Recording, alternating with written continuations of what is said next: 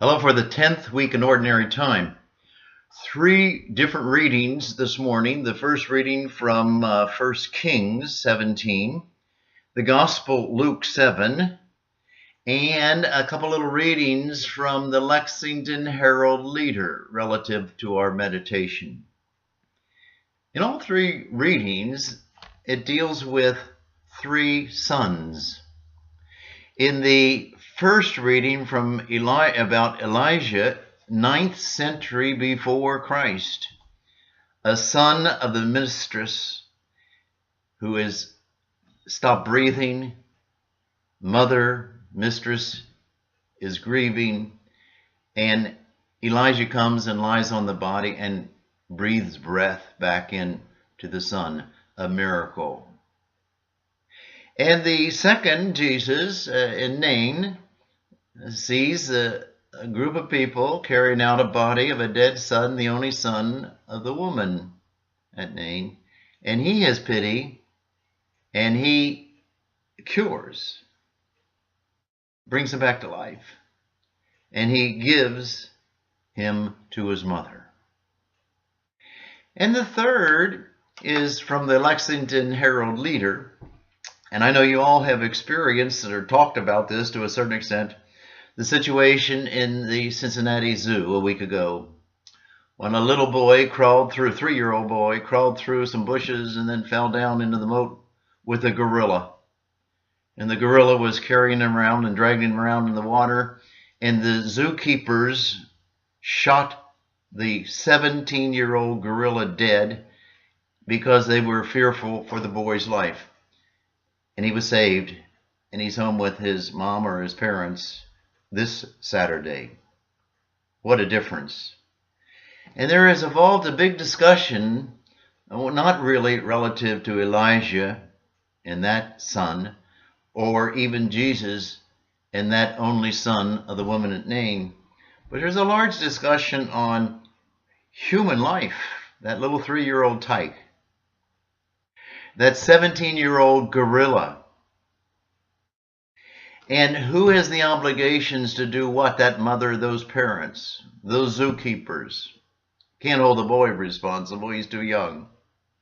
And those obligations, and where are the rights, the human rights, the animal rights? And it's thrown into a mix. I went back to the first book of Genesis to talk about having control and dominion over the animals and creation and so forth. And it goes like this, two little quick quotes. One is Genesis 1:26. Then God said, "Let us make man in our own image, after our own likeness. Let them have dominion over the fish of the sea and the birds of the air and the cattle, and over all the wild animals and all the creatures that crawl on the ground." The Cincinnati Zoo, that gorilla is one of those wild animals in captivity. So dominion over. And then 2 verses later, 1:28, God says, "Be fertile, multiply, fill the earth, subdue it.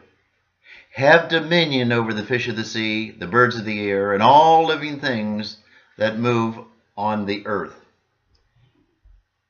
Who has rights? Who has privileges? Who has obligations?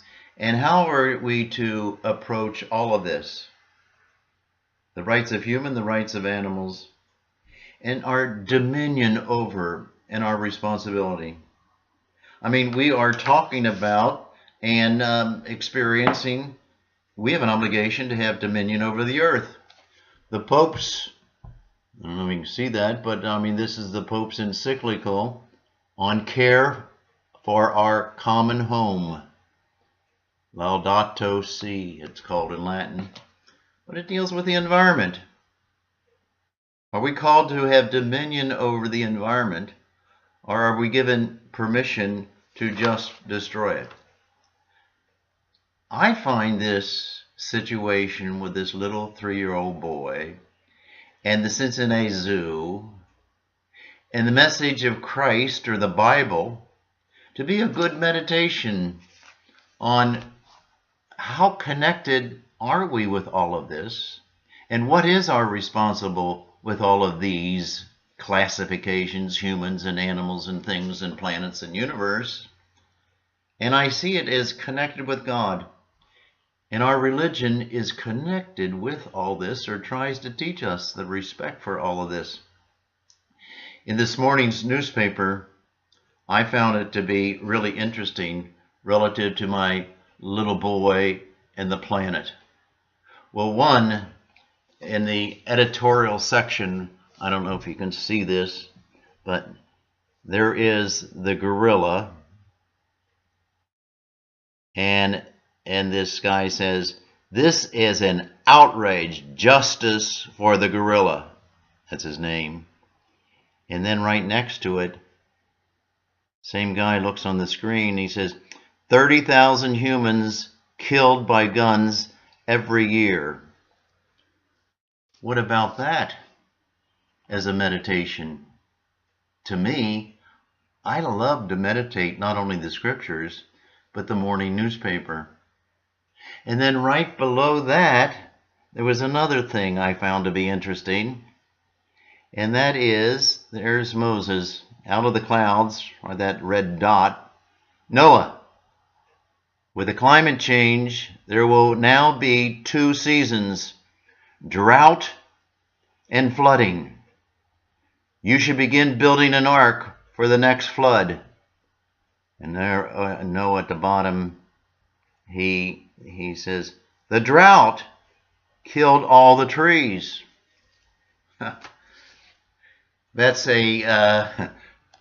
what this book's all about. The environment, responsibility, having dominion over, respect for who is human, respect for animal rights, and saving the planet. 3 sons in today's reading. Just think a little bit about that, and I think you can listen to God and the message of our religion. Have a good day.